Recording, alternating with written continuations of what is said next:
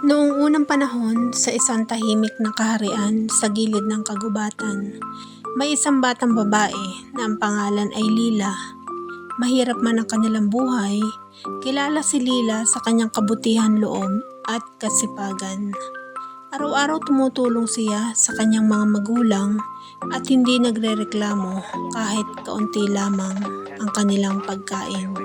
Isang gabi habang pauwi siya mula sa balon, nakasalubong niya ang isang matandang babae na nanginginig sa lamig.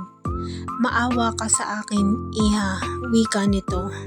Walang pag-aalinlangan, ibinigay ni Lila ang kanyang tinapay at balabal. Ngumiti ang matanda at biglang naglaho.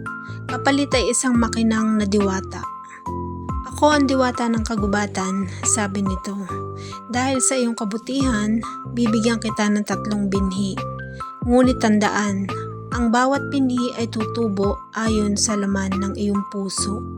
Kinabukasan, itinanim ni Lila ang unang binhi. Kinabukasan pa lamang, tumubo ito bilang punong ginto. Natuwa siya, ngunit hindi siya naging sakim.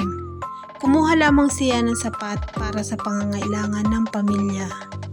Ang ikalawang binhi ay itinanim niya sa gitna ng baryo. Ito ay naging punong nagbibigay ng pagkain, sapat para sa buong nayon. Dahil dito, wala nang nagutom sa kanilang lugar. Ang ikatlong binhi ay itinanim niya sa tabi ng ilog. Hindi ito naging ginto o pagkain, kundi punong nagbibigay lilim at kapayapaan. Kapag may umuupo sa ilalim nito, nawawala ang galit at lungkot sa kanilang puso.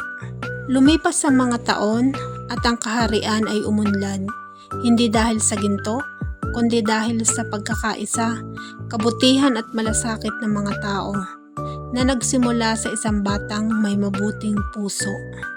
Muling nagpakita ang diwata at sinabi, "Ang tunay na mahika ay wala sa binhi, kundi sa puso ng nagtatanim."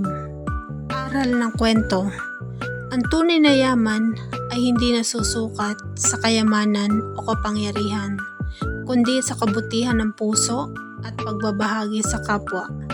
Kapag ang intensyon ay mabuti, ang bunga ay pagpapala, hindi lang para sa sarili, kundi para sa lahat.